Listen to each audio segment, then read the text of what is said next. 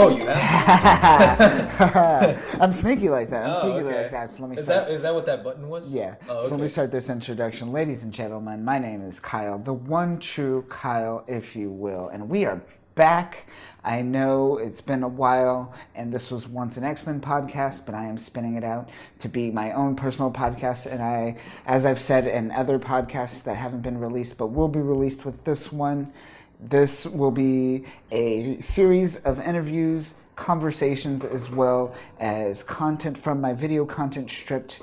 The audio will be stripped and added as podcasts to this feed. So if you want to hear this outside of my X-Men content, be sure to subscribe. I'll tell you more about this later. But my guest today, ladies and gentlemen, I have with me a good friend of mine, very good friend of mine.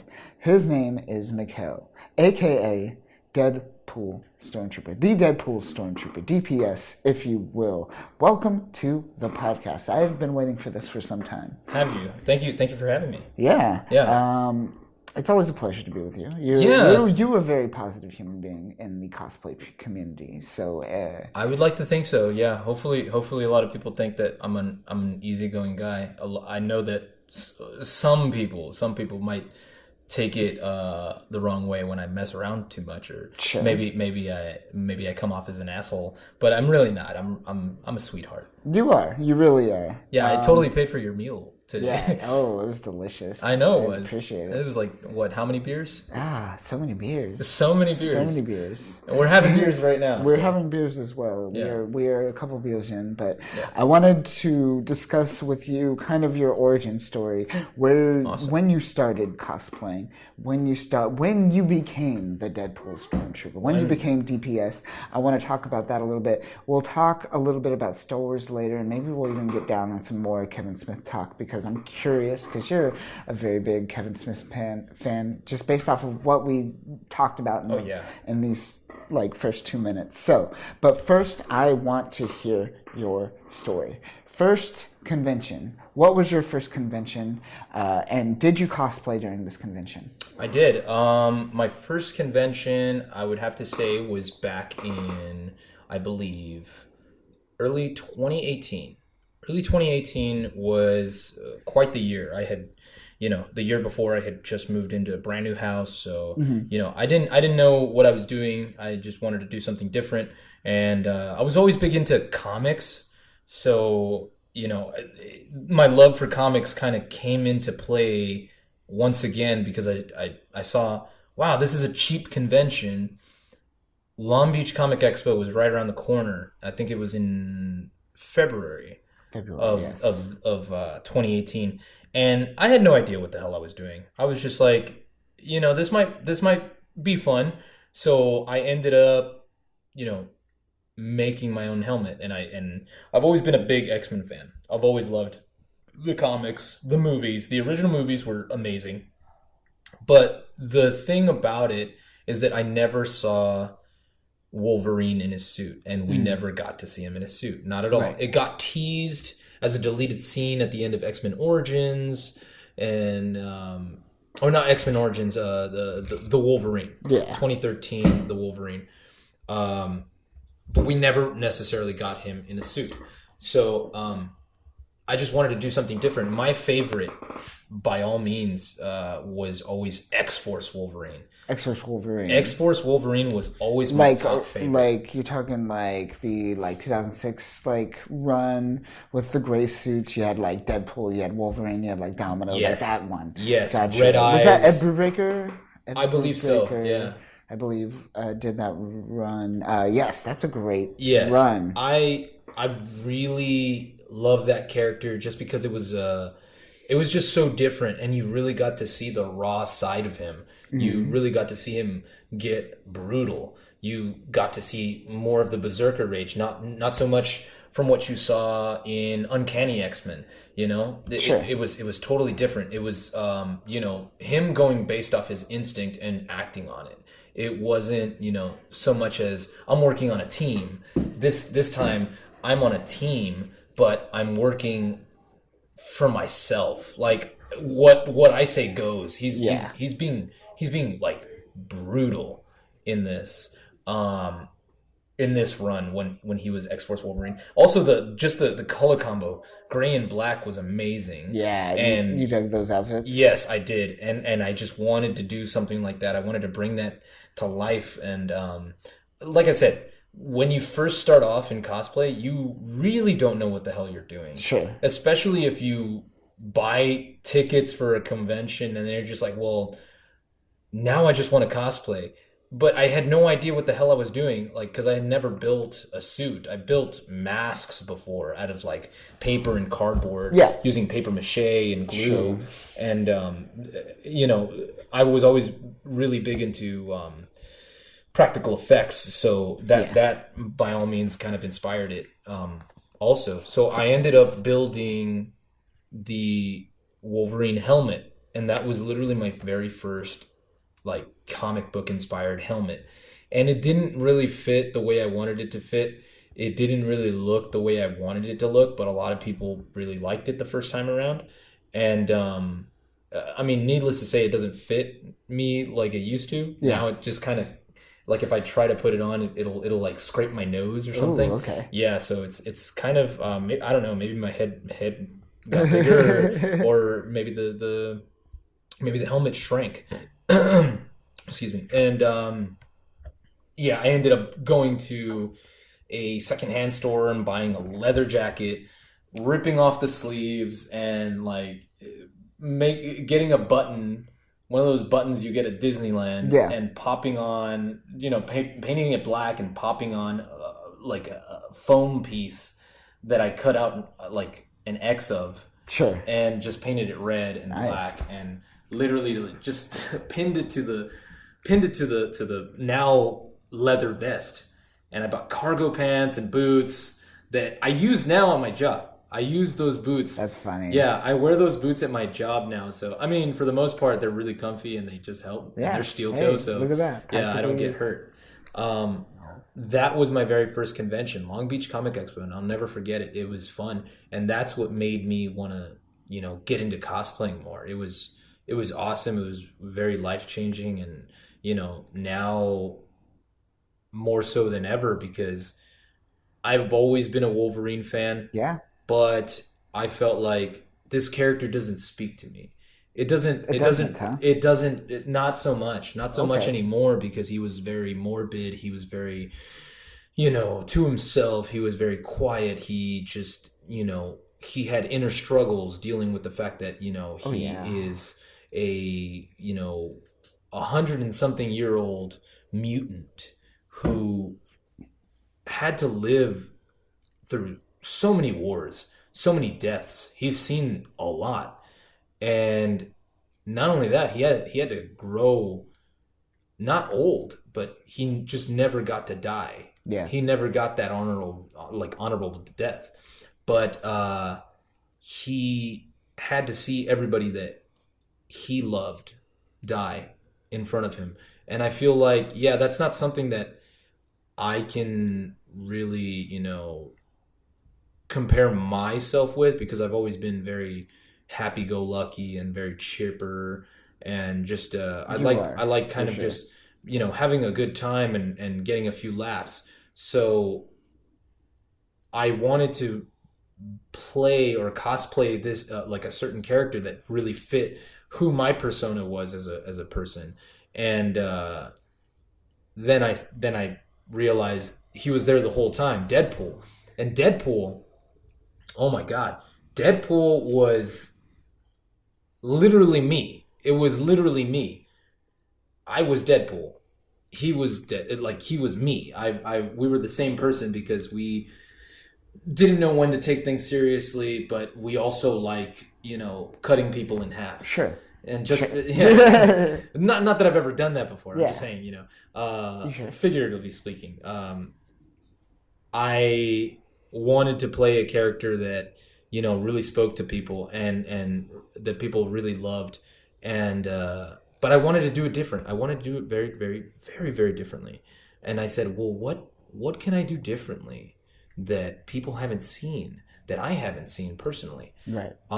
So this goes way back. I was going out with my wife well, now my wife. Um, when we first started going out, when we were boyfriend and girlfriend, she had given me as a gift a Stormtrooper helmet. She was working at Party City, Yes. and it was a time when Party City, Party City had quality stuff still in stock. So this was before they just started, putting all the crappy stuff that they have now. So she came to me with this busted up helmet that was in two pieces, and it was just like, discolored. And I was like so happy because I was just like, oh my God, this is amazing. I loved Star Wars. I love Star Wars. And to this day, I still love Star Wars. It's amazing, despite, everything. We'll talk about this. Despite everything that's going on today about the newer trilogy. Sure. I love Star Wars. I've always been a diehard Star Wars fan. And I was never at all a Jedi. I never felt like a Jedi. I never wanted to be a Jedi. Sabers are cool, but the bad guys look so much cooler. Yeah. So I thought, what looks cooler than Darth Vader? Because obviously I'm not, 7 feet tall, and I can't wear all that leather.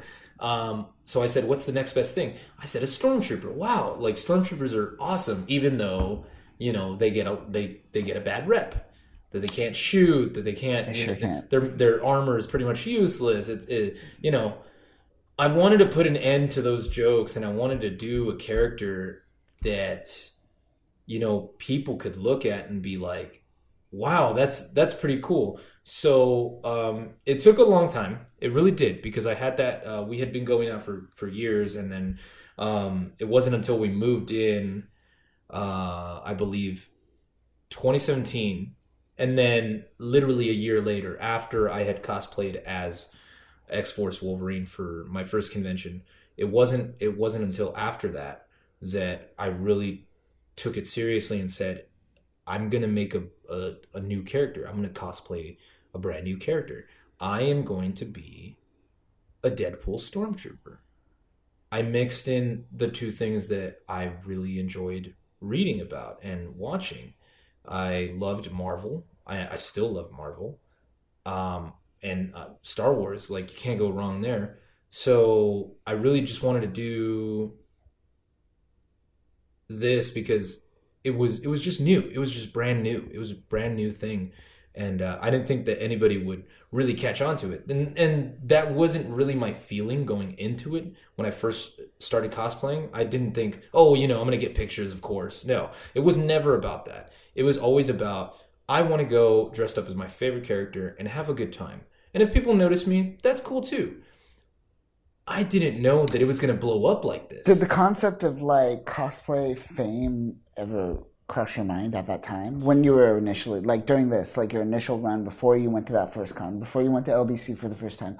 Were you like, oh, I could become cosplay famous? Was that even a thing to you? No, because I didn't think that you could. I never even thought about it because I was so new to the community. I thought that was going to be my first and last time cosplaying until, I got a feel for it, and I said, well, this is fun. Like, this is fun. I would love to come back to another convention. And I see that people come dressed up as different characters every other day. And some people, they come in the morning and then they go back to their hotel room and they change and they're just 2 different characters or 3 different characters or 4 different characters in one day. And I was just like, well, what's stopping me from doing that? So I said, you know what? Like, I'm going to try this. So the next time around, I had my suit. I had my suit ready. And I wanted to give it my own spin. I literally made it into a Deadpool Stormtrooper. The second convention that I had gone to had to be Nerdbot Expo. That was the bigger one. That was the bigger one that did it for me. It was a very small convention, but that's the one that really got the character up and running. Right. Just because I felt like let's see. Let's see what happens, you know? Let's see if anybody knows what the hell I'm doing. At that point I said, yeah, like I want to show people, you know, what I'm made of. It Sure. wasn't so much about fame, because fame at the end of the day, it dwindles. It dwindles away. It doesn't mean anything. People just know who you are.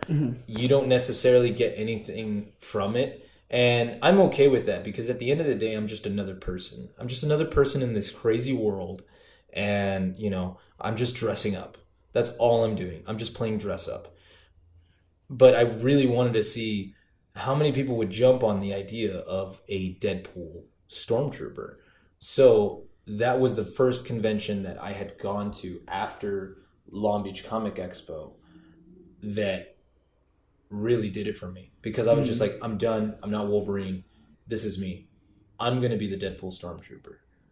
And I got there, and it was insane, because so many people lined up to get photos with me and to ask me questions about my armor, and it was crazy. And I was just like, at one point I said, you know, what's this line for? Because I didn't know what the hell was going on. Hey, what's this line for? And they were just like, for you. And there were about maybe 10 people like lined up just for me, and I was just like, what the hell is going on here? Like, there's no way. And still, I didn't let it get to me. I didn't let it give me a big head.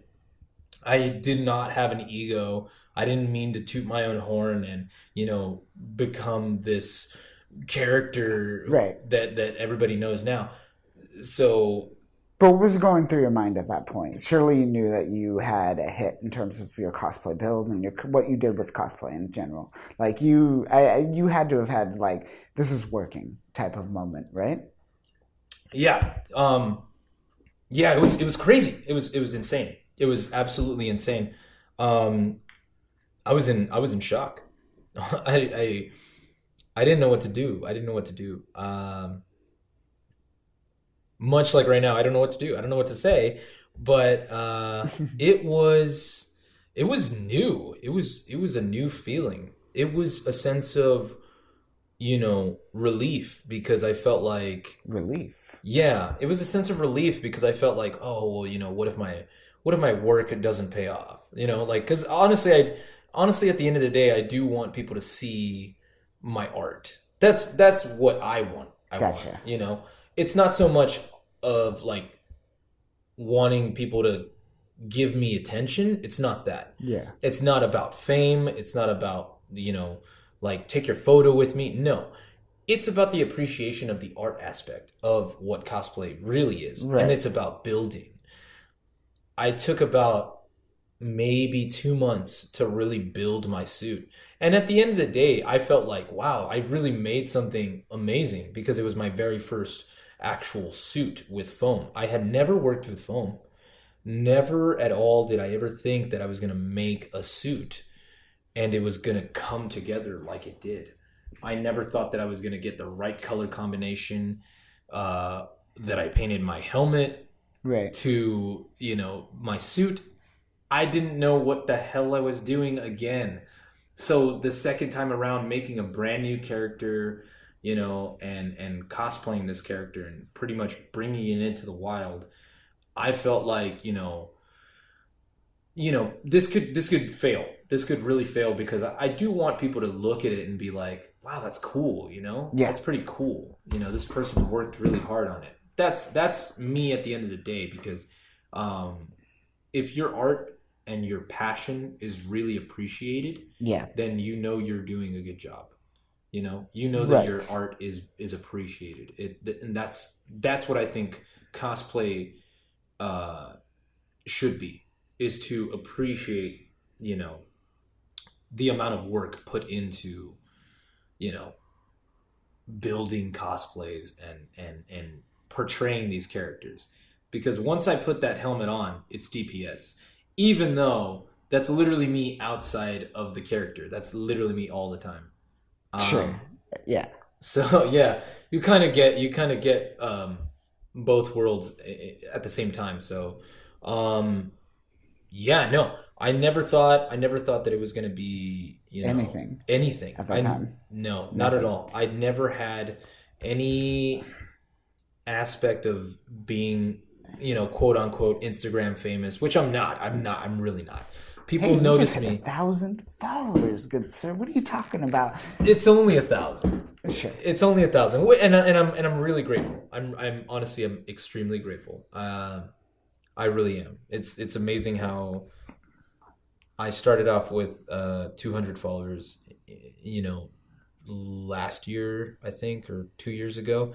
And I've literally only been doing this for now. It's going to be my second year of cosplaying, which is awesome because um, any and every opportunity I get, I always meet new people, and they always are so inviting and so very kind, and they always have nice things to say. And it's crazy. Like I said, I never expected for people to know who the hell I was. Right.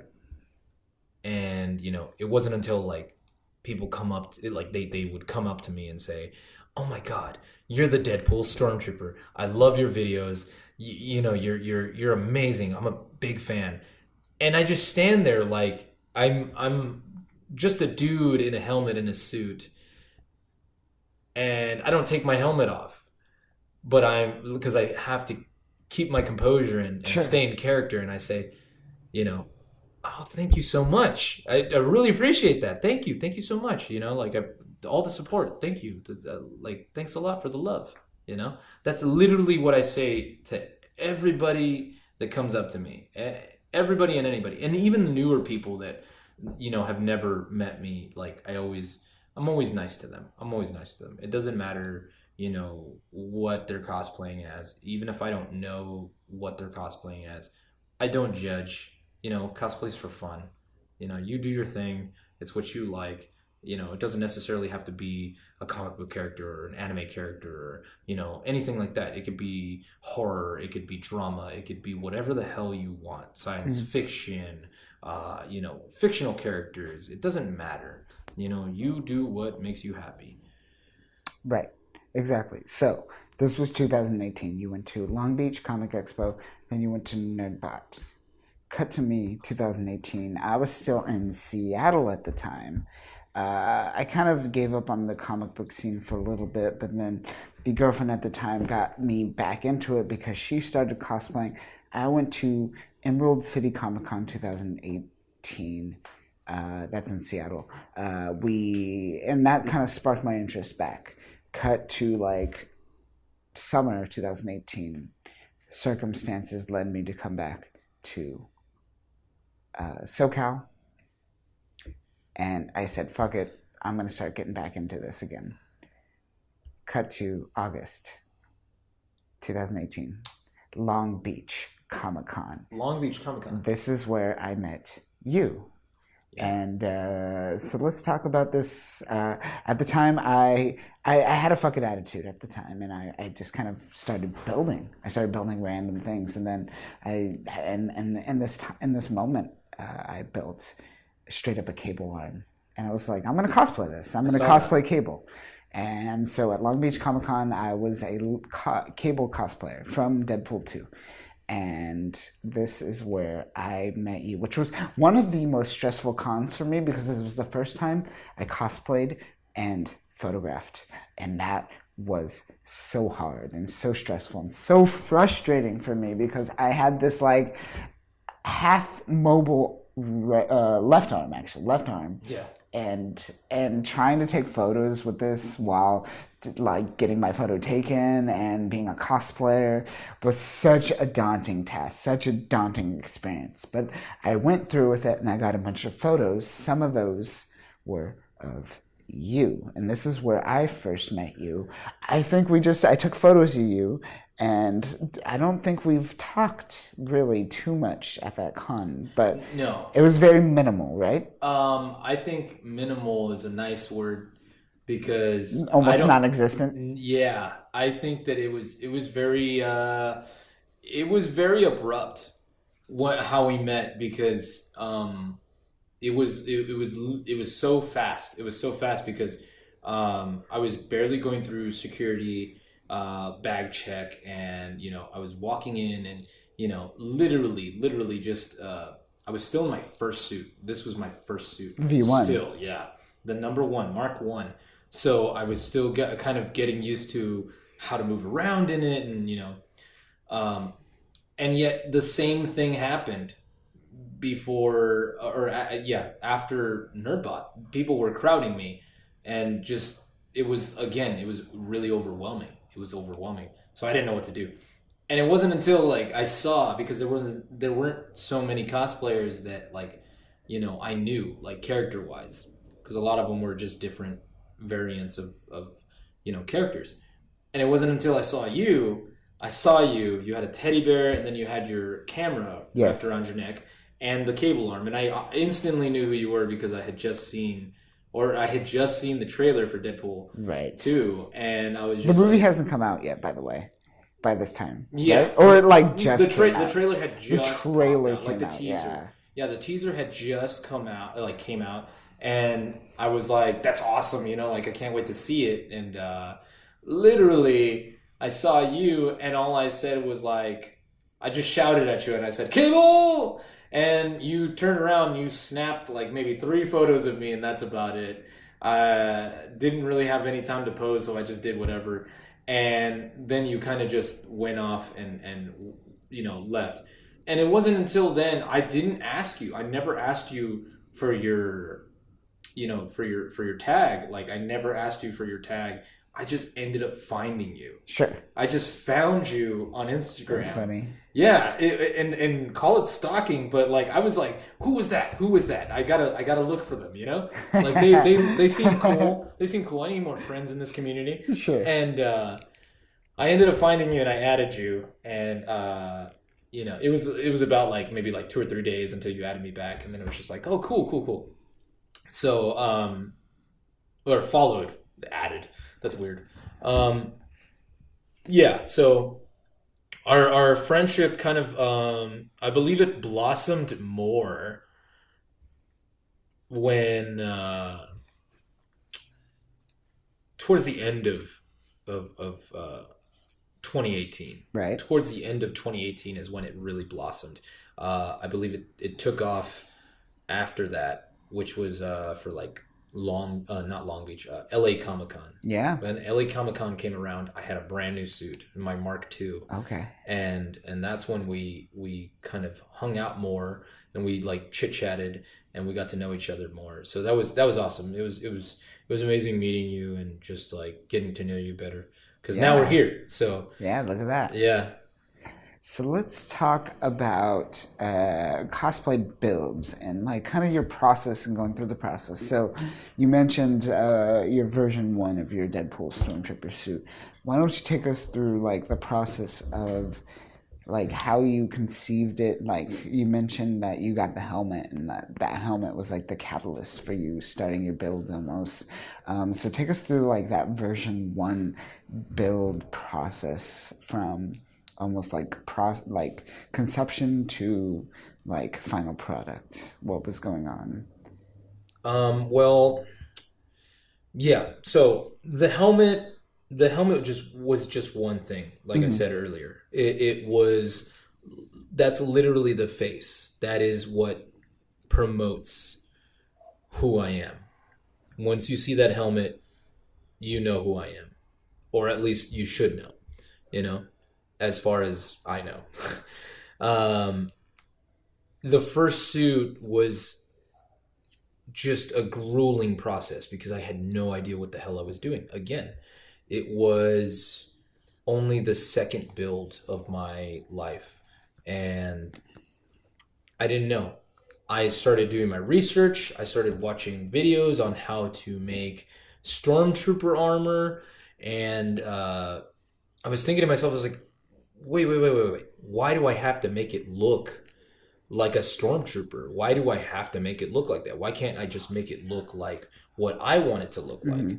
What would Deadpool look like if he had his own armor as a Stormtrooper? So again, I had no idea what the hell I was doing, and who better to look up than Master Foamsmith? Even though he mainly builds props, I needed to know what to do. I looked up on YouTube and I found this guy, and he literally was like the pure inspiration of what I wanted to become eventually, and it was Odin Makes. I love Odin Makes. Yes. Oh, and I envy you because you got to meet him. Yes. So yeah, I was extremely just overwhelmed by the master foamsmith that he was. Yes. And he knew about electronics. He knew about everything. He's just a smart and super nice guy. Very nice. Yeah. Absolutely. So just watching his videos, it really taught me how to manipulate foam, and how to go about cutting corners and really smoothing out the edges and just everything glue wise and everything. All these little tips and tricks that you want to know, that you have to know if you want to really cosplay, if you really want to know the artistry and the creative aspect of what cosplay really is. It's about building. It's about building and making stuff and creating and really putting your soul into what this character is, what you want this character to be. Because again, it doesn't have to be exactly like the character rendition. It could be your own variant version. It could be your own version. So it was hard. It was really difficult because I remember buying foam, 6 sheets of foam, and I had just picked a size. I don't remember what the size was. It was a thin size. Right. And I was like, holy crap, what the hell am I doing? I bought a heat gun, I bought a glue gun, and a bunch of glue sticks, and I bought contact cement, E6000, and I bought all this stuff, and half of that stuff I didn't use. Right. I ended up just using glue. Hot glue? Just glue, yeah, hot glue, just glue sticks and a glue gun and my heat gun. And that's it. That's all I ended up using. I didn't use anything else. And I went to, my local 99-cent store, and I bought dog what are they, like dog clips and dog tags, like and leashes stuff. and stuff. Yeah, leashes and all that stuff. And I ended up cutting them, and I said, I'm going to just clip them to the sides so my suit locks into place. And literally my first suit was just about 3 pieces. That's how easy and, non-professional, which I don't know how professional a person can be at cosplaying. But I was an amateur, and I think I still am, I literally put 2 pieces of foam, and I didn't measure myself. That's the thing. Oh, okay. I didn't you measure. just winged it. Wow. A lot of my suits, and a lot of people don't know this, a lot of my suits are totally random. I just wing the suits. When I look at myself in the mirror, I put the foam piece up against myself, and then I mark it with a marker. Okay. And I see, okay, that's where it's going to be. And then I fit it to my body to see if it fits. If I need to go back in, I go back in with some scissors, and then I clean it up once I like the shape with my sander. And I use 220 sandpaper, which is always helpful for thin foam or thick foam. But yeah, and you get those clean creases. So that's what I ended up doing for my first one. I didn't measure myself. I just cut it. I just went in and I cut it, and it was crazy. I was scared because I was like, holy crap, I'm wasting money. Yeah, man, that's... It's money that you have to think about. Like, this isn't my job. So, I'm spending about $20, $30. The first suit, I remember spending about $40 to make, all in all. It's relatively cheap still, though. It was at the time, because now I'm finding myself, now that I know how to go about it, I'm wanting to go bigger and better. And you're realizing those funds are going up a little bit. Yeah. So I have to find little shortcuts as to how to make my suit look better at a cheaper cost. So Mark One was definitely it was a worry. It was a worry for me because I didn't think that it was going to work. And at the time, I had no idea what the hell I was doing. I had a pair of pants that I literally had ended up just gluing foam pieces to. That's funny. Like I ended up so I cut out all my foam pieces and I warped them with my heat gun and then I painted them red and then I ended up getting a bunch of glue sticks, popping them into my glue gun and gluing the side and then just wearing the pants that I was going to wear for this and just slapping them on. Yeah. So I had thigh guards, I had shins, and I had knees, and literally all I needed were the shoes. And I ended up buying some dress shoes, and I slapped a big old rectangle piece of foam so it looked like armor, like a metal plate on my foot, which. Those guys. Yeah, they're here. Those are my Mark Ones, and Yes. it's just it's insane that I'm wearing them now. Oh, that's funny. Yeah. They're still using. Yeah, Still useful. I didn't use them for a whole year actually. Okay. Yeah. You've been using your boots mainly, huh? Yeah, and those boots, like I said, those boots are now my work boots. Nice. So it's crazy. It's crazy how I went back. I literally went back to my Mark One in. Literally, I'm stepping back into my own shoes when I first started actually cosplaying as this character.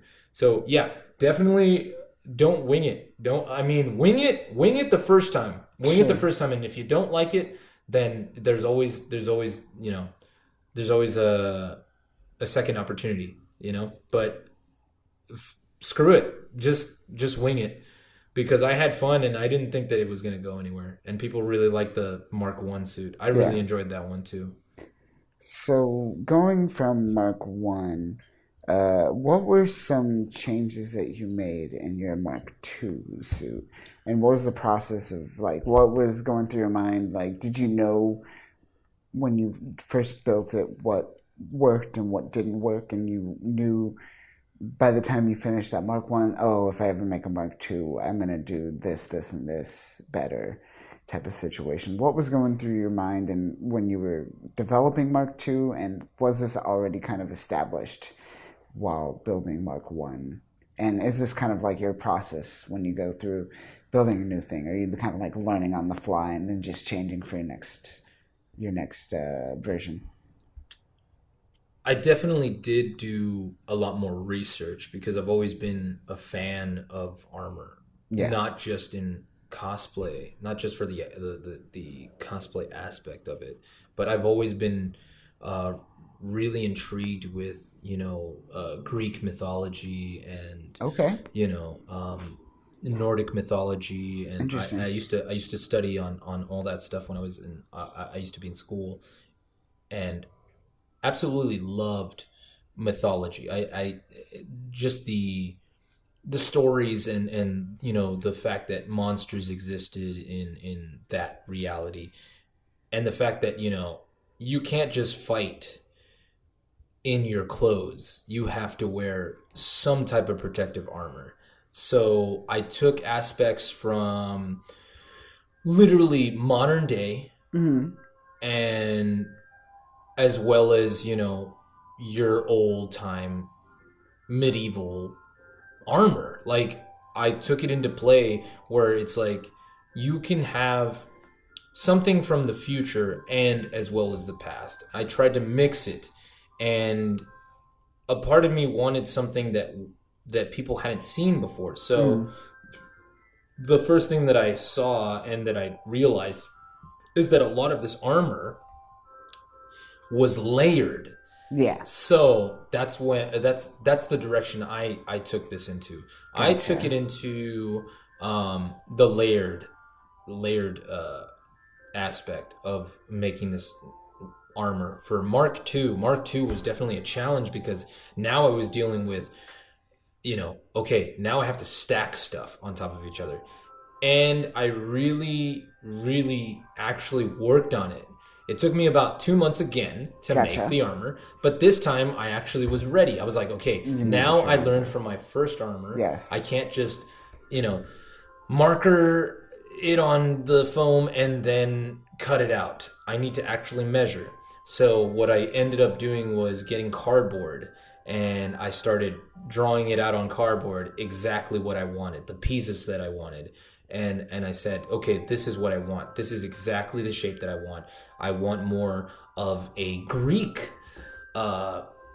inspired armor. Okay. So my Mark II is definitely, it's paying homage to Greek mythology, especially the kind of Clash of the Titans with all those stories about just everything that's happening in Clash of the Titans is amazing. Just the armor aspect, how the Greek armor just fits over a bunch of these soldiers.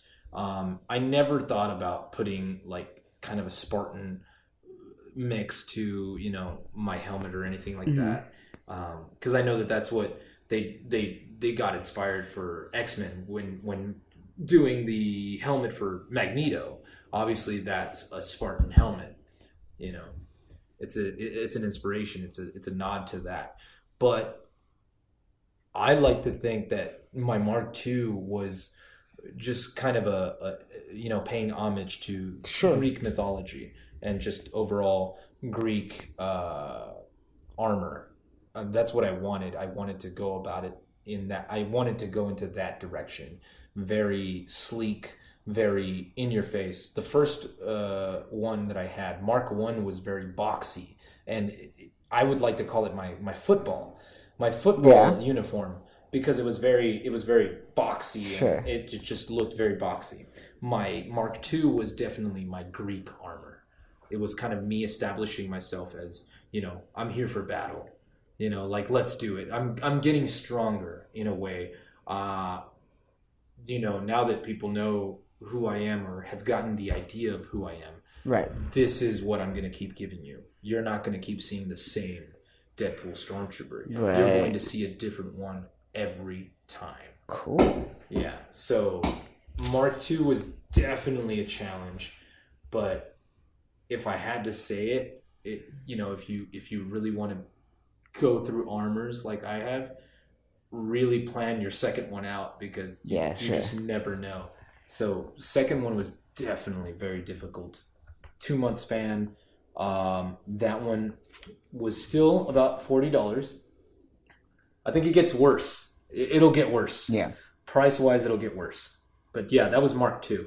So Mark II was definitely an amazing armor, and I miss that armor. What are you on now? What version?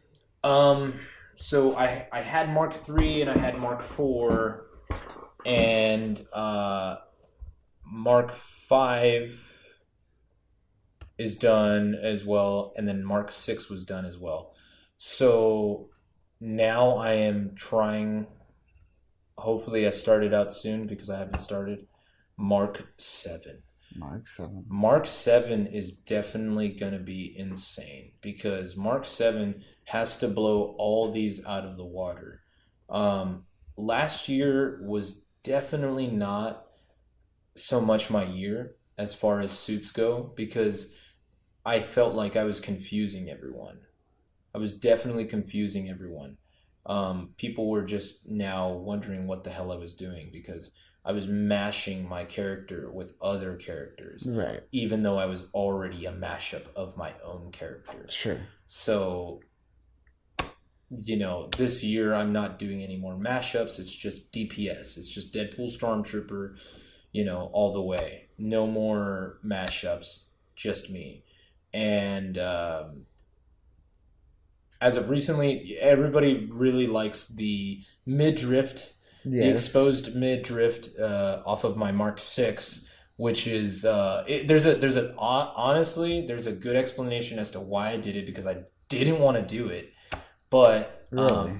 I didn't want to do it because I was really self-conscious about my body, and it wasn't until I started working out that I was just like, oh, okay, I'm getting used to it.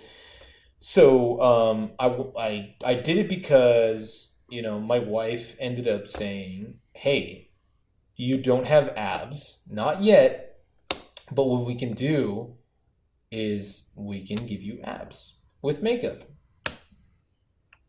At first, I was a little hesitant, and I was like, I don't know, seems kind of silly, you know?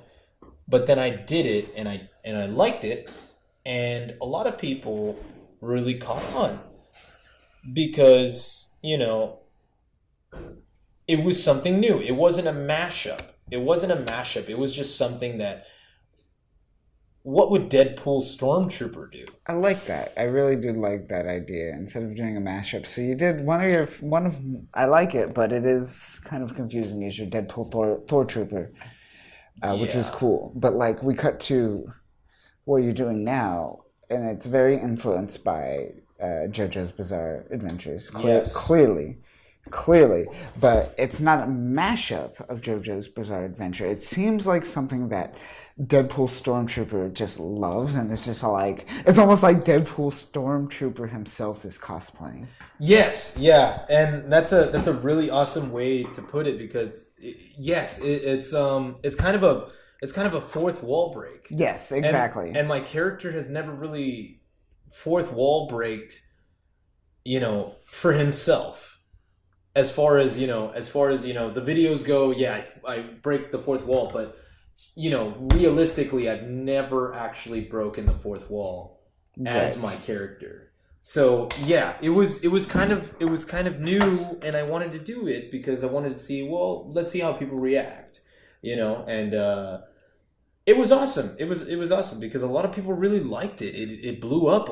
It was like, holy crap, this is my reawakening.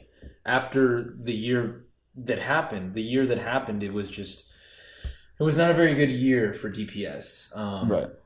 I felt like I started the year off strong. I had, you know, videos, and, you know, at the end of the day, that didn't really matter to me. The fame didn't really matter to me.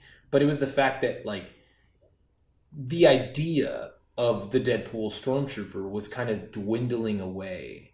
And now people were kind of just like, well, what the hell are you? And I felt like, holy crap, I dug this hole. I dug myself into this place where I am right now. I'm in a rut because creatively I was struggling. So I wasn't building any new suits. I didn't do anything. And it sucked. It really sucked. It took a lot out of me. But overall, I came back because the very first convention of the year struck, and it was ALA. Anime Los Angeles. Anime Los Angeles. Fast forward to 2019, Anime Los Angeles. Not in Los Angeles, by the way. Not in Los Angeles at all. I don't even consider that LA County. No, it was not. In Ontario. In Empire. So it was my very first anime convention, and I've been to Anime Pasadena, but I was never inside, and I've ghosted AX, but I was never inside, so I didn't get the same feeling that I got at ALA.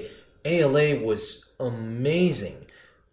I went one day, amazing. The vibes were just on par with how I felt about the day. I just felt like, hey, I'm gonna have fun, it's gonna be an amazing day, you know. And that's literally what it was. It was an amazing day. People were so kind. They were so awesome. They were so free. They were, you know, just the energy was so lively and amazing. How many ribbons did you get? I think I didn't.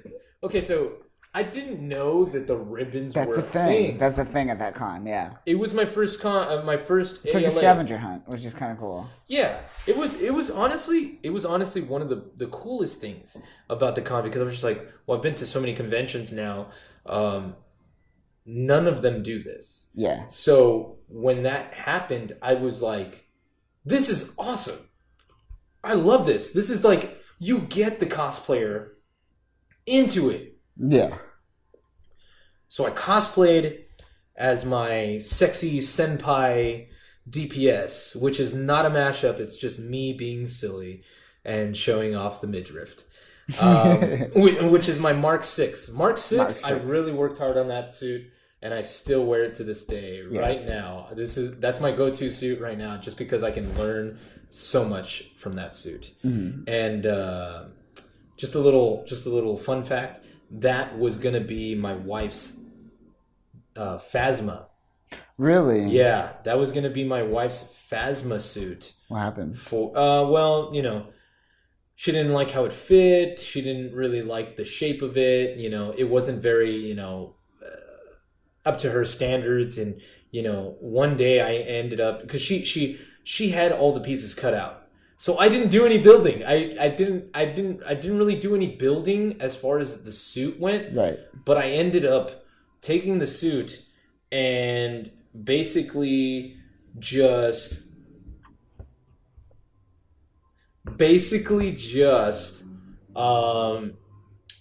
taking the suit and warping it to where it fit my body perfectly, because she has a smaller physique. So sure.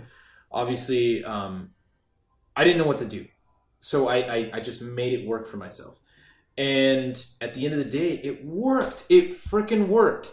And I ended up having a brand new suit, and I did it so well that it's so comfortable. It's so easy to get into. A lot of my suits, and a lot of people don't know this, a lot of my suits are tight. They're very hard to get into. They're very time consuming to get into and taking off. Yeah. So this one was definitely the winner, but I hope that my Mark 7 is going to win as far as, fit and just how comfortable it is to move around. So you think you got like accessibility and mobility and comfortability down now, and you're going to execute on Mark 7. More so than ever. Nice. It's nowhere in the first stages. Not at all. I've just been slacking. So it's still in its first stages. Blueprints have yet to be drawn. Mm-hmm. So, yeah. But ALA, again, I'm sorry, I ramble on so much. No worries. ALA was absolutely the most amazing con of the year, because I had so much fun. So many people came up to me, and the fact that they knew who the hell I was was hilarious to me. It was hilarious because I didn't know what the hell I was getting myself into. And these were a bunch of weebs. Sure. These were a bunch of anime people. And I'm not a huge anime fan, but I like anime. Yeah. So many people were touching me. You were talking about this, yes. Yes. So many people were touching me, and for the most part, I did not enjoy that part because I had to shave to get the abs painted on me. Yes. Just because, you don't want to see a happy trail going down from, your abdominals, because that would seem a little weird. But I had to shave, and I was walking around the con, and I got about maybe, I want to say like 6 ribbons, which was not amazing, but it was amazing. It was amazing for me. Because I was just like, this is awesome. I like this. I like the ribbons. I did not like people touching you though. Yeah, touching my abdominals, because it was very like it was not right. Men and women, and like it was just weird. So again, I don't support this. Cosplay is not consent. Cosplay is not consent. And I know what people feel when, they feel uncomfortable. Sure. So I'm just going to put that out there. Cosplay is not consent. So please don't touch the cosplayers. Yeah, folks. don't do it. Do not. And if you feel compelled to, at the very least, ask. Yes. Before you attempt. But all right. So we're at Mark 6. We're at ALA. We're in 2020, and you're still going very hard. What is your favorite convention? My favorite convention? That's a really hard question. Yeah. That's a really hard question to ask me. Yes. Because want you to. I feel so bad. No, I feel don't so feel bad. bad. I do. I feel so bad because I'd have to say one of my favorite conventions was it had to be Long Beach Comic Expo. That was one of my favorite conventions. It was Really? until what happened recently. And it's not the convention's fault. But I felt like it got swallowed up by ALA Oh because yeah. yeah, That's not their fault. I think Long Beach Convention Center is going under like maintenance, which is why they had to schedule it at that time, and it was just like bad scheduling on their part. It was either schedule it then or don't have a convention type of situation. So they scheduled it, and it wasn't a good choice because 2 cons in one weekend is you're pretty much asking for especially with Long Beach, which is only like 2-3 years in the making. yeah. LA is 16 years in the making. They haven't I had no established. idea. Yeah, me neither. Honestly, there was because Anime at Los Angeles actually was in Los Angeles at one point. Oh, wow. Yeah, and then they moved it out into Ontario. Didn't change the name though, which is rude. But Anime Ontario would have been. Actually, it doesn't sound bad at all. I mean, Anime Ontario, that sounds pretty okay. cool. Actually, it sounds more epic, which it is. Honestly, it's a great con. It is. I love the convention hall. I love the people that go there. Everyone seems chill. If you've ever been to Fanime, it seems like it's like Never. that Fanime vibe. Is that in where's that at? NorCal, San Jose? Oh, okay. Yeah. Coming up in the next couple months. So you're buying my ticket, right? I'm down to go. You want to go? Yeah, I'm so down to go. I've never been to NorCal. I know Cool Whip's going. Oh yeah, probably. What are we traveling by train or hitching a ride? Oh, okay. How a ride? We'll find a ride. We'll make it happen. We'll make it happen. We'll make it happen. Yeah. We'll put our money together. we'll put our money together and we'll pitch in for food. All right. What's your favorite thing to do at a con? Ooh. Honestly, I'm not even gonna lie. I love seeing all my friends. Sure. I love seeing all my friends. I love seeing the work that they've been doing, the stuff that they've been doing, because at the end of the day, yeah, I'm excited. I'm excited to go to the con and just go out there and just act a fool and be funny and make people laugh and whatnot. But at the end of the day, I really just want to get close to these people again. The people that I've gotten to meet have literally changed my life. They've let me know that there are still good people in the world. That I've met some really awesome people such as yourself.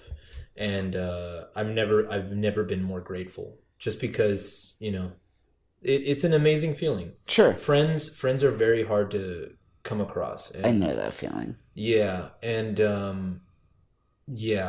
love everybody who's in my life right now, and who I've gotten to meet. So I'm very grateful to be in the company of such good people as I am right now.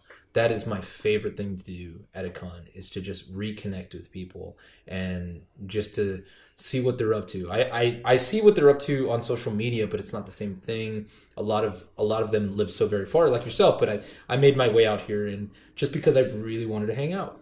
And this is more than just a podcast and an interview. This is a hangout, and I really enjoy being a part of it. Yes, my nipples are very erect. Oh, I can tell. Yes.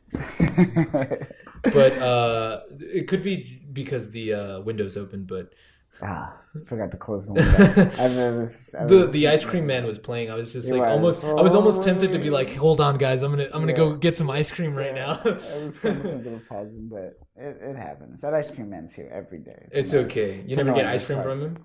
No, fuck him. He makes so much noise. I'm a podcaster, and he makes so much noise. Fuck him. He's not getting my money. He makes a lot of money. I'm not gonna lie. He does. So fuck him. Yeah. Yeah.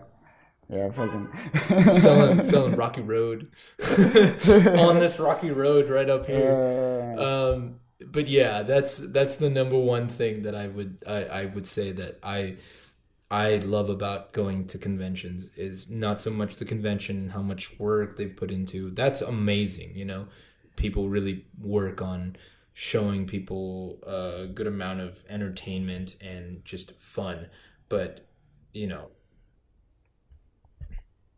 it's awesome. It's awesome getting to know these people and just overall just meeting them.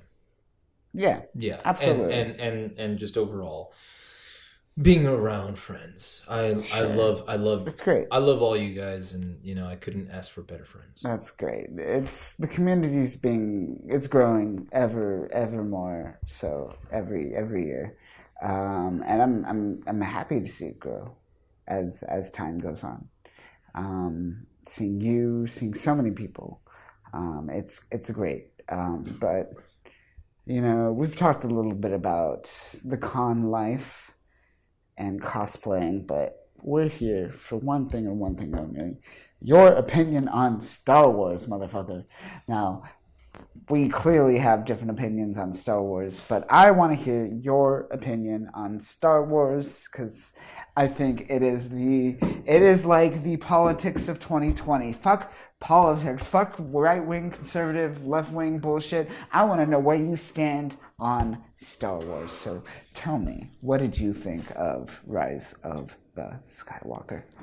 I'll start with this. I do agree with you on politics. I was never one for politics, and I never will be. I think that you know, our government is pretty fucked up as far as, you know, the legislation goes, and just the House of Representatives. Like everybody's fucked. You know, they're only looking out for themselves. We're all fucked. And you know, wherever you go, and I'm telling you, this is for the world to hear.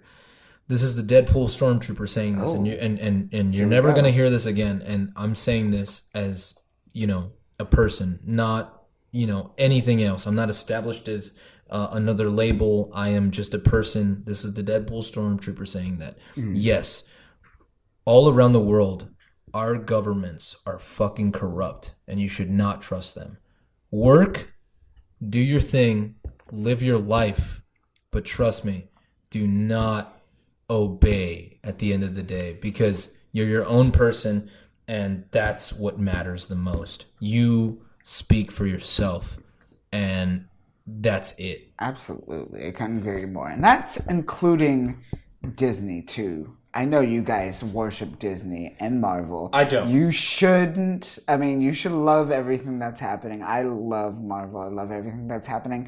They are still a part of this system, and you should not trust them whatsoever. In the end of the day, they are corporations, and they are run by what brings in the most profits. So, as much as I love them, don't trust them. But, nonetheless, The Rise of Skywalker. Let's talk about it. You love it. You are absolutely in love with it. You love J.J. Abrams' run, which I agree, I love it more than other movies, but overall, it's still, in my opinion, a clunky,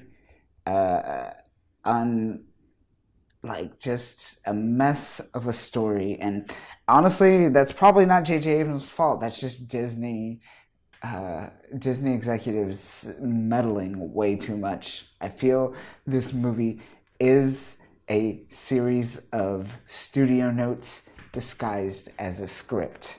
But I want to hear your opinion. Tell me what you loved about this movie. You loved the whole Palpatine story. I want to hear your opinion on Palpatine and why you loved Palpatine so much.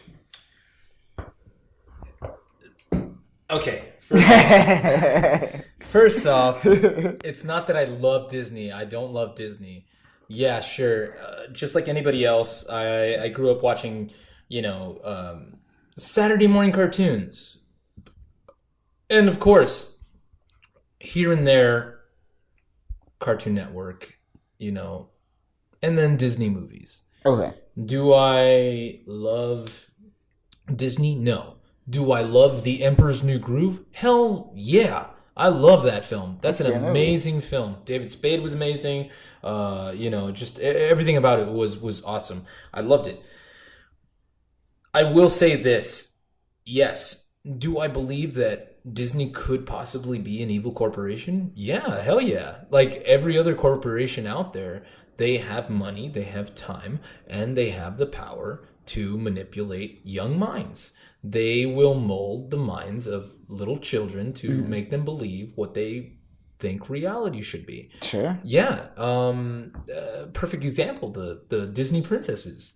Those princesses are a manipulation of reality. They basically make them out to seem, like as the victim. And at the same time, it's just like they victimize them in order to rebel. Cinderella is the perfect example. And I know a lot of people might hate me for saying this, but it's true. It's fucking true. White privilege is a real thing. Okay, and I'm saying that right now, not as a person who sees race or color. It's just basically pointing out the fact that it is a thing. It's a real fucking thing. And Cinderella is the perfect example of that. She is a white girl who is being taken advantage of. She's being taken advantage of. But she lives in, supposedly she lives in squalor, even though she lives in a giant magical castle with her evil stepmother and stepsisters, and all she wants to do is party. I think that that's a perfect example of what like, I'm not saying that white women don't know what the fuck they're doing, but she's obviously doing what everybody should do, not just a woman, a person in general. Chores are for life. Chores are for life. Especially in, what was that, like 1700s, would yes, you say? Yes. Like, you're working. You should be proud of yourself. Don't fucking put yourself down. And then also, you talk to animals. You talk to little mice. You have a superpower. Yeah, you can actually communicate with nature. But I think that what happened to her was like, yeah, a lot of people felt bad for her because, like it's stupid because like she's been suppressed and underprivileged. Yeah, she's been suppressed and underprivileged and blah blah blah. But she's beautiful. That's the thing, is that I don't feel bad for her. You don't feel bad for her. That's don't. Like every, and then she doesn't look like she'd be poor. Like she sure doesn't. That's one thing. That's the one thing. She looks very the beautiful. One person that I felt the worst for. The worst in the entire Disney, universe is Quasimodo. Oh, that poor fuck. He was a hunchback living in the Tower of Notre Dame. Like, you're giving me all these princesses, but like, where the hell is Esmeralda when I go to the park? I would love to see Esmeralda. Right. Want to know why? Because she is a powerful, colored woman. And she's gorgeous. Let alone the fact that she's a gypsy. That has nothing to do with it. I just want to see, more empowering colored women in the park. I don't want to see Snow White.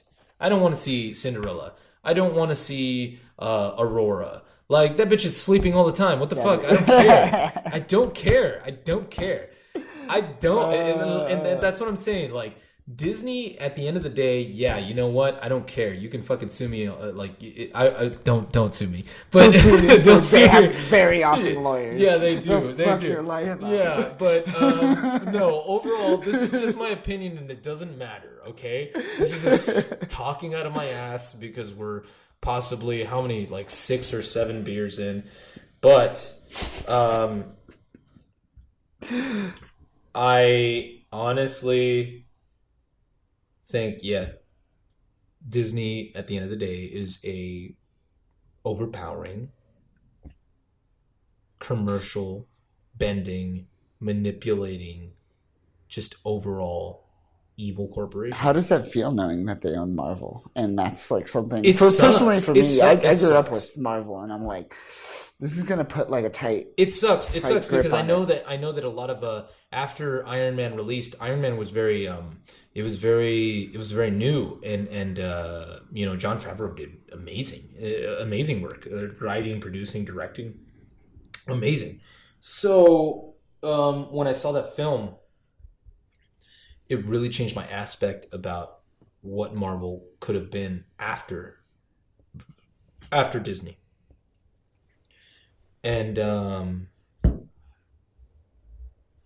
not saying that they did anything wrong besides Iron Man 3, Thor, The Dark World. Yeah. and then maybe Captain Marvel. Captain Marvel was I know like a lot of people are going to hate me for this, but I did not enjoy. I ended up sleeping for about like 2 seconds, like not even 2 seconds, probably a full minute. We talked about this on a couple of podcasts. It's pretty middle of the road. It's like Iron Man. It's not necessary. It's like Iron Man 2 almost, not even Iron Man 1. Iron Man 2, I loved Iron Man 2. It's so mediocre, it's like in the middle of the road. They talk about like her being so like, stop showing your emotions the whole film, but the whole time she's barely acting and very stoic. So it's like, not even the acting is showing what I'm being displayed on film. I don't know. I liked Iron Man 2. Iron Man 2 was kind of just like, Did you?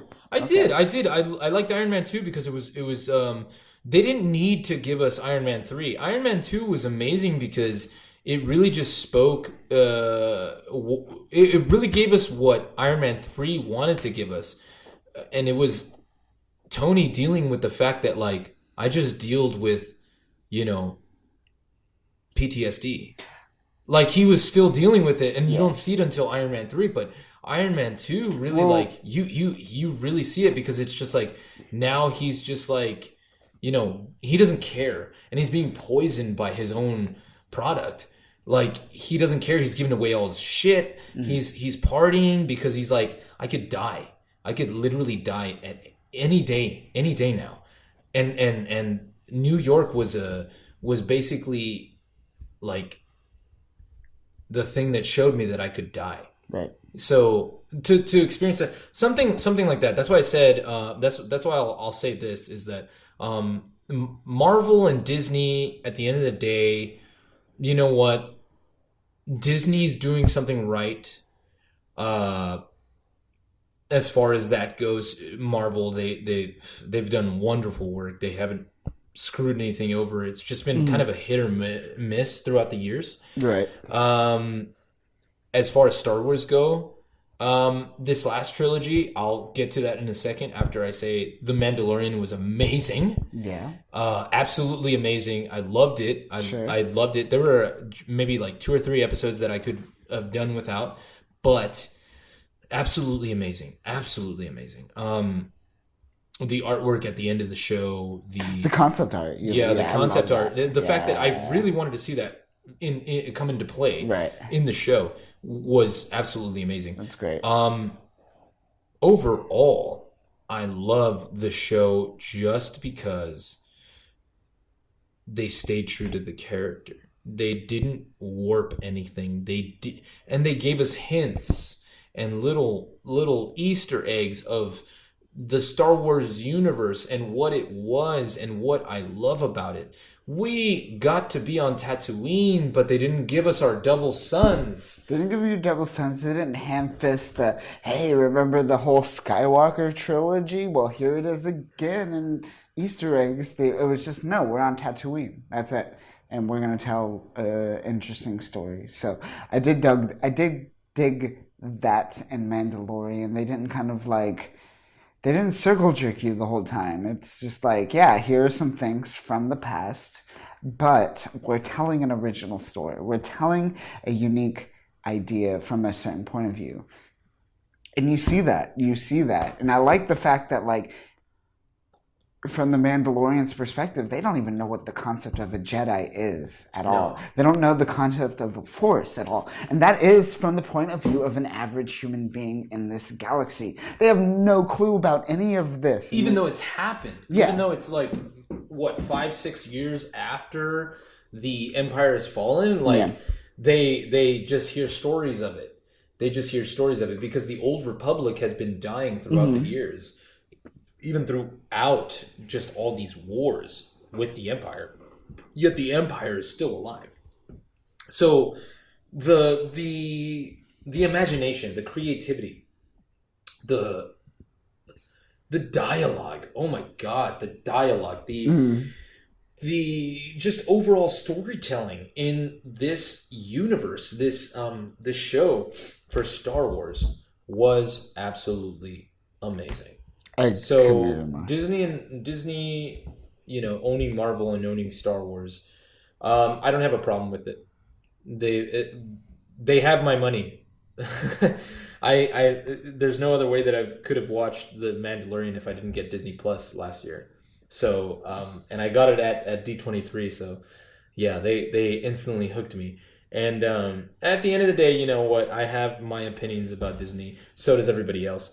But at the same time, I will digress and give in a little bit because they still put out premium content, stuff that I actually enjoy watching and that I actually want to watch. So Disney, it's a love and hate thing. It's not even a love and hate thing. It's just a love and sometimes I don't like you. So no, I get that. I feel you. So I mean, I still haven't met Disney. Disney. I still haven't met Mr. Disney. You never met. I've never met Mr. Disney. I've never gotten to take a photo with Mickey Mouse himself. So, and that's always my thing. Whenever I rarely go to Disneyland, I always want to fucking take a photo with Mickey Mouse. That's the go-to guy. Sure. He lives in a castle. He's a mouse. You made it, dude. You made it. You fucking made it. You're a mouse and you made it. You live in a castle. So, let's get down to the nitty-gritty. The Rise of Skywalker. Let's start off with The Force Awakens. The Force Awakens, J.J. Abrams. Absolute masterpiece. Because it gave me everything I wanted. Everything, absolutely everything I wanted. It gave me something amazing. And it was just this. It was the fact that they didn't change anything. They gave you a new character. They told you who this character was, but not their backstory. Which I liked. Rey? Yeah. Okay. Which I liked because I was like, oh wow, I love the whole, she's on a junk planet. She's basically a slave. Right. Who was a slave in this story? Anakin. Anakin was a slave just like his mom was. Mm-hmm. So this was new. This wasn't new. This was wow. This was refreshing. I was like, wow, okay, we're going back. Like I love that. I love the aspect. I love how we start on a desert planet. Right. We started on a desert planet. We started with a character who, was just kind of submitting to what has happened. Exactly. What has happened throughout the years, throughout the decades of war and just civil unrest. And it's that feeling that you get when she's, hiding out in a busted up AT-AT. When she's, that's her home. That's her home. So I'm just like, wow, this place either was covered in snow or the AT-ATs were out here. And we'll never know. We'll never know, Mm-hmm. So it's insane to me that they kept it in place. Also, the fact that, they brought back the helmets, the X-Wing helmet, fighter pilot helmet. Yeah. She wore it. She put the blast shield down. You dug that. And I really liked that because it was I think she even says Red 5 at one point, right? Something. I think so. I probably would have to watch I'm down to actually watch the whole thing over again. Watch it again. I probably will. But it is definitely refreshing. The first one was extremely refreshing. Yeah. And it was just, just, it was awesome. It was very, very awesome. What were some things about this film that you liked that you wish you saw in The Last Jedi? The Force Awakens? Or Mainly The Rise? Like in The Rise, yeah. So like in Rise of Skywalker, what did you like? Because you love it so much, and you've mentioned that Last Jedi is not your jam whatsoever. What would you want to see? What would be some J.J. Abrams touches that you would want to see in that film that you didn't see, that you didn't see Rian Johnson do? First of all, his name is not Rian Johnson. It's Ruin Johnson because he ruined the Star Wars trilogy. Okay.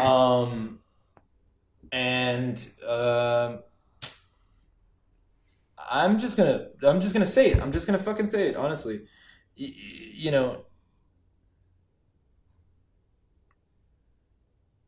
I didn't enjoy the whole plot. The plot was very wrong. The plot was very, very wrong. I didn't want, you know, I didn't want the movie to be shown that way. Like, what the hell, dude? Like, what the hell?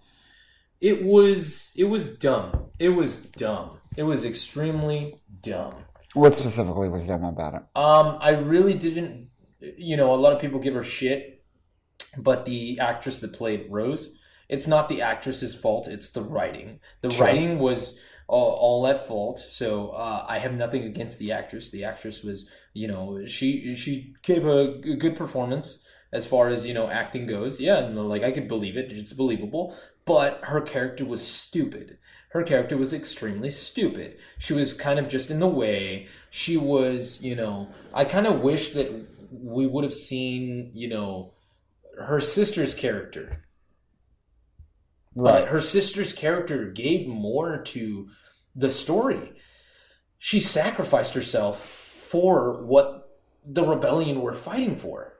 She literally died for the cause. Right. And then you have this person who is her sister guarding the escape pods with a little taser, with a cattle prod, if you can call it. More or less. Yeah. So she's just zapping people like, oh, you traitor. What the hell are you doing? You're calling them traitors, but you're not even fighting yourself. You're not even fighting. You're not giving anything back to the cause. I thought that was extremely stupid and just very unhealthy for the story, because now you're just going to keep talking about her. Because now we have to have character development. And then you want to develop that character throughout the story. And guess what? You don't. Because then she has this stupid idea. Okay? Yeah. They decide to go to a planet, which is basically a casino. Canto Bites. Yeah, a casino planet where they want to pick up a master codebreaker in order to break through the Starship Destroyer. Yes. And they don't do that because this, and I'm going to say this bitch has a fucking hippie trip. And I'm not saying it because she's a woman. I'm not saying bitch because she's a woman. I'm just saying because you can say that to anybody. Man. You certainly could. Man, woman, non-binary, whatever the hell you want to say. Okay? I don't label people and I don't give a shit about labels. Okay? Okay. I'm going to tell you that right now. I don't care about labels. Right. You're a person and that's all you are. So if I call you a bitch or anything else, it's nothing personal. That's just a word. This bitch decided to have a fucking hippie trip, and she's like, "Oh, the animals! The animals! What about Are the you slave kidding children? me? What about the slave children? What about the slave children? the kids who are like, oh my god, you guys know the Jedi? Oh my goodness, they're playing with the little dolls that they've made that are obviously holding little sabers and shit, Yep. so they know the stories. Also, you would think that they would be on par with what the hell is going on. The pods that they escaped in from their actual ship are being destroyed. There's people on those ships. Guess what, Rose? you're risking everybody's life right now for some dumbass animals. PETA, I don't give a shit. These are fictional animals. They don't exist. And neither do they exist in that universe. Also, the concept of slavery is like It's huge. it's prolific throughout all of Star Wars. All from of the Star Wars, beginning. it's huge. The Religion plays a huge part. The as well. droids are slaves, like the people are slaves, like the animals are. Everyone's like kind of like repressed a lot by this kind of empire that's kind of growing, and in this case, I guess the First Order, right? Yeah. Which I have problems with the First Order because the Empire you understood, right? You understood the power that it is. You've had these movies, and they don't even tell you how strong they are. You just see their overwhelming presence. But with the First Order, you just kind of see this. You didn't get to see them grow too much, right? No, not at all. Which is unfortunate. Because like ultimately, I felt.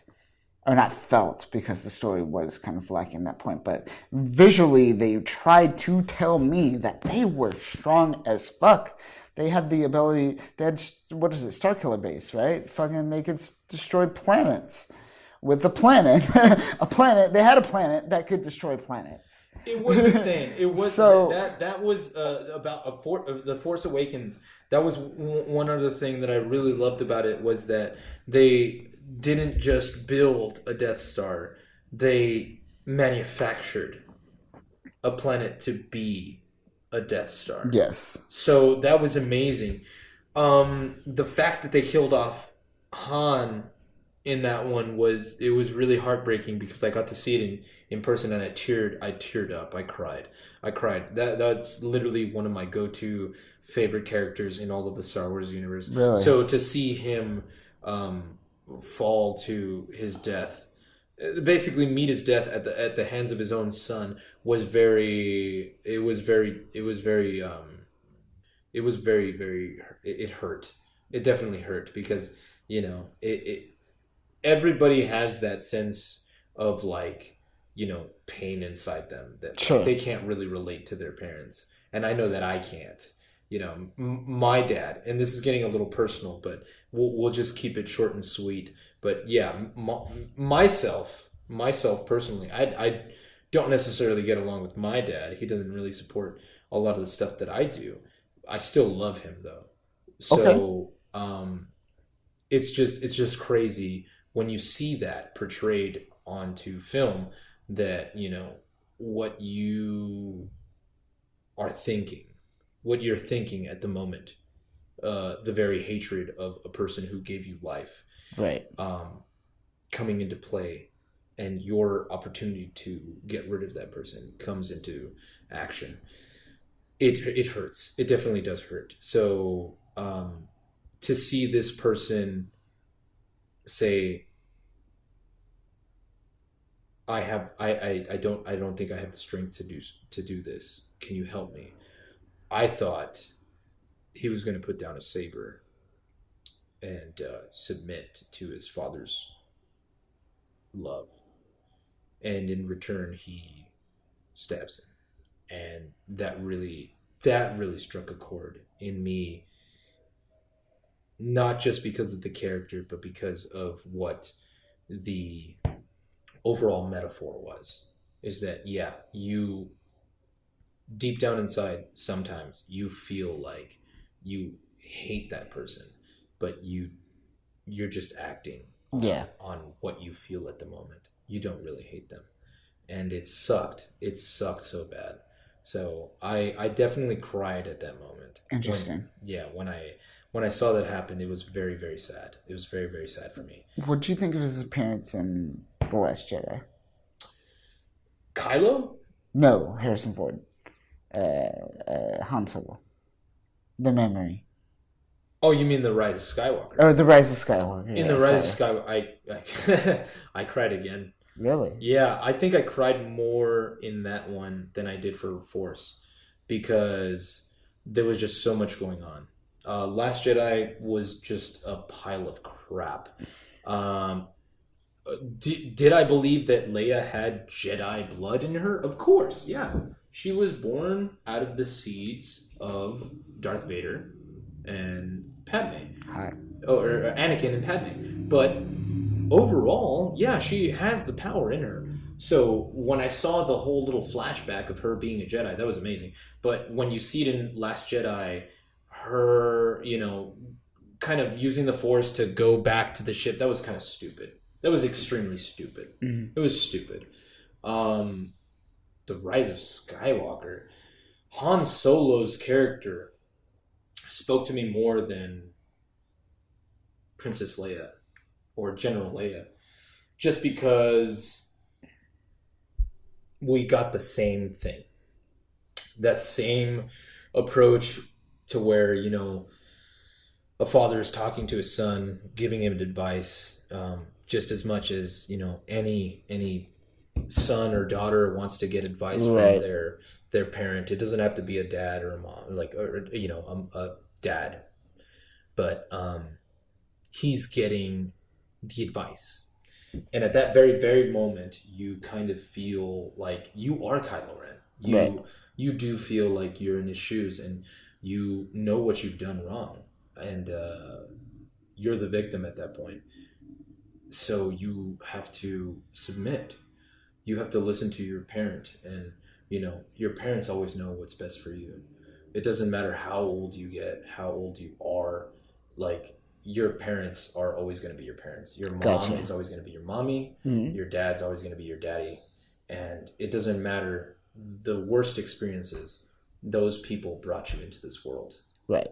And I think that life is the ultimate gift. It doesn't matter how much you grew up with or how little you grew up with. You will always have your parents because they decided to have you. They really did. Yeah, I couldn't agree more. One thing, so you've shown a passion for the JJ stuff, and one thing that I love so much from these movies is tonally, JJ Abrams got Star Wars correct, and a good example of this is through the emotions of Chewbacca himself. And we see this 2 times through 2 deaths.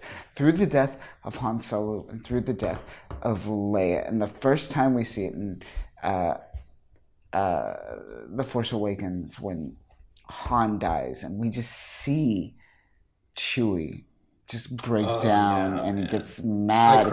And he fucking rages, right?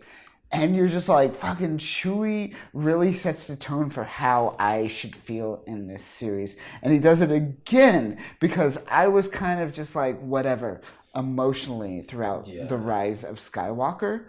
Until the moment that Chewie found out that Leia died. And he just broke down. Yeah. He broke down and he cried. I was just like, because Chewie really is kind of like the emotional ground for all these films. And when that happened, because like I said, I didn't connect too much.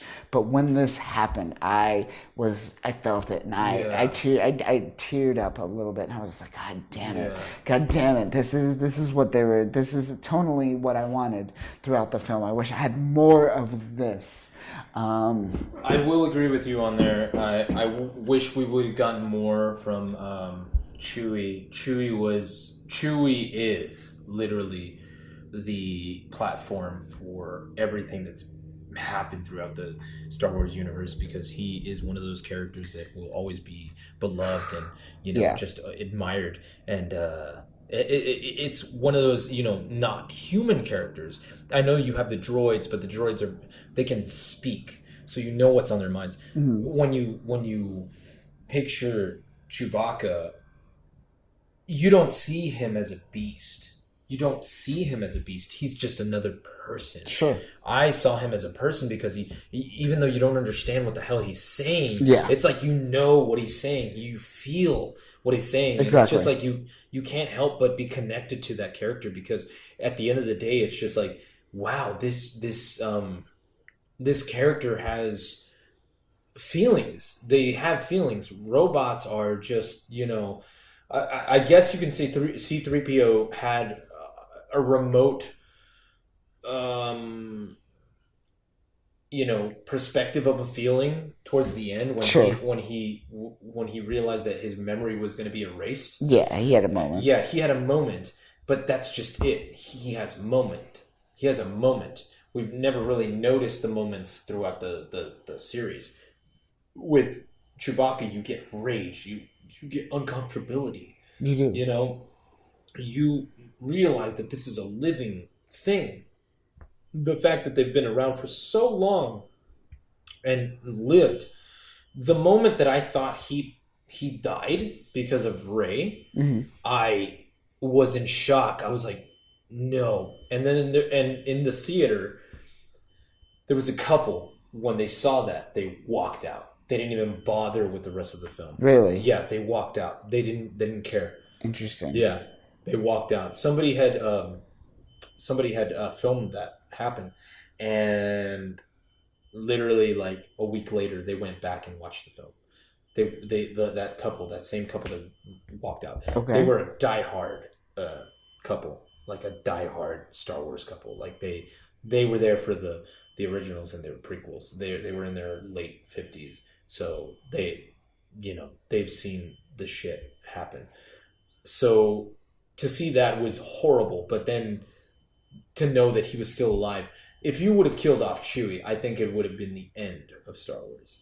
Because you have such a lovable character, a character that everybody can, like, even if you don't know what Star Wars is, you know who Chewbacca is. Sure. You know who he is. It was amazing how his character developed throughout the series, and he still looks good. And he still acts amazing. The fact that, he broke down. It hurt me. It hurt me because it's like when a dog's owner dies. Oh, okay. He's just a big puppy dog. That's all he is. He acts tough. That's all Chewbacca is. He's a big puppy. He just wants... out of everyone else, when Solo saved him from, being a prisoner, he devoted his life to just watching out for that person because he's like, you know what? You had my back. I have your back. And from here on out, we are friends. That movie, that was the only aspect I liked about Solo. The friendship between the two. The friendship between the two, Lando and the Millennium Falcon. Gotcha. But Solo as a whole, I did not like it. Right. But overall, Chewbacca was amazing. And Chewbacca will always be amazing because he is that character. He is Star Wars. Right. Yeah. So, I wish we would have gotten more Chewbacca in this film. And we kind of did. What I really loved, and I mean, it was absolutely awesome, was the fact that the Stormtroopers actually got monologue. Oh, yeah. They actually got more monologue. And I think this is the only other time besides... what was it? Besides Force. Okay. Besides Force and besides A New Hope, this was the only other A New time. Hope, right? Yeah, this is the only other time. I think this is like maybe the third or fourth time that they've actually gotten monologue. When Rey tricks them. Right. And she says, "You're happy that we're here. Oh, you guys are so great. You guys." They get Jedi mind tricks. So it was very awesome. Yeah. For sure.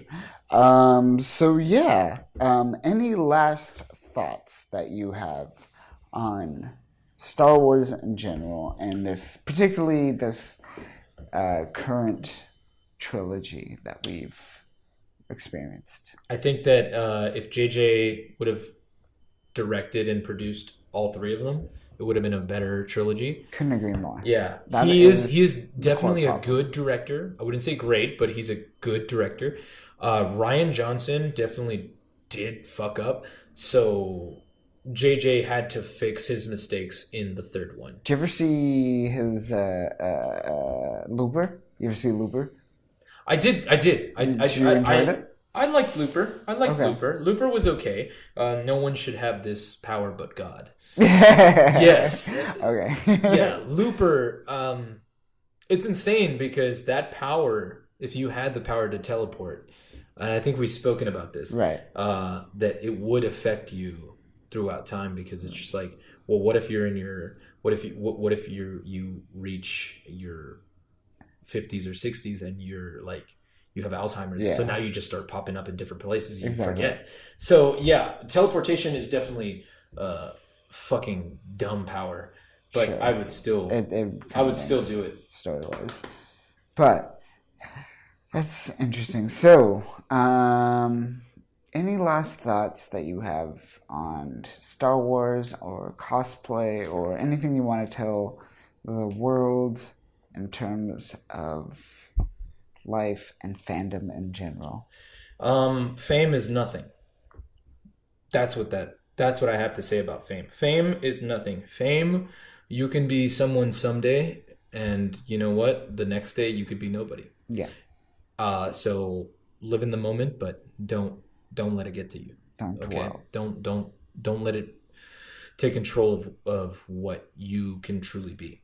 And as far as cosplay goes, have fun, build, be creative, and don't let other people judge you. Just do it because you want to do it. Have fun and literally be yourself. Express yourself. Literally. Just do what you want to do. Have fun, man. I did, and I don't think that if I didn't have fun, I don't think that I'd be where I am right now. And people are gonna look out for you. People are gonna be supporting you, your friends, your family, and even if they don't, honestly, just do it because you want to do it. Yeah. And Star Wars, if you like Star Wars, watch it. Doesn't matter what critics or other people who don't like it, they can say whatever they want. It's their opinion. Let them talk. And honestly, you will have your own opinions, and you'll have your own moments where you'll critique. And honestly, it's normal. It's fucking normal. So do what you do. Say what you want to say. It's okay. Nobody is ever going to agree, and no one's ever going to disagree. But at the same time, everyone's going to agree, and everyone will disagree. So it's kind of a give and take. So just go with it and enjoy yourself. And at the end of the day, my number one thing for everyone to really just live by is be yourself. Just be yourself. This is the Deadpool Stormtrooper saying to be yourself. Be yourself. Be happy. Enjoy your life. Because at the end of the day, happiness is not getting what you want. It's about enjoying what you have. That's the real thing. Happiness is not getting what you want. Mm-hmm. It's about enjoying what you have. Enjoying what you have. Yeah. Couldn't agree more. Great words. TPS, where can people find you on the socials? They can find me at the Deadpool _Stormtrooper on Instagram, and that is about it. As far as that goes, You're only on Instagram. You gotta. Well, I have a TikTok. Expand. Or TikTok. I have a TikTok. Go follow him on TikTok. I have a TikTok. You'll if you follow me on Instagram, you'll see my TikTok. It'll be right there. I'll most likely post it. But yes, my TikTok is on there as well. I make somewhat funny videos. I'll let you decide, and they'll just keep on coming. Hopefully I can keep on doing this for very many years. I don't know. We'll see. I hope you do this forever, and I wish you the best. Thank you. And the best health. TPS, everyone. My name is Kyle. You could find me on Instagram, Kyle V, also Valenzuela.photo, as well as Valenzuela.photo on the web if you want to view my portfolio and hire me. Again, I am Kyle, the one true Kyle, if you will. The one true Kyle. And that will do it for this week. Folks, we will catch you next week when we talk about life, love, the pursuit of happiness, I don't know, masturbation. Who knows? Yeah, I'll probably be there for that. Yeah, we'll find. You never know. I haven't masturbated in a really long time. That's our next story, folks. But until then, a really long time. Until then, we'll catch you later.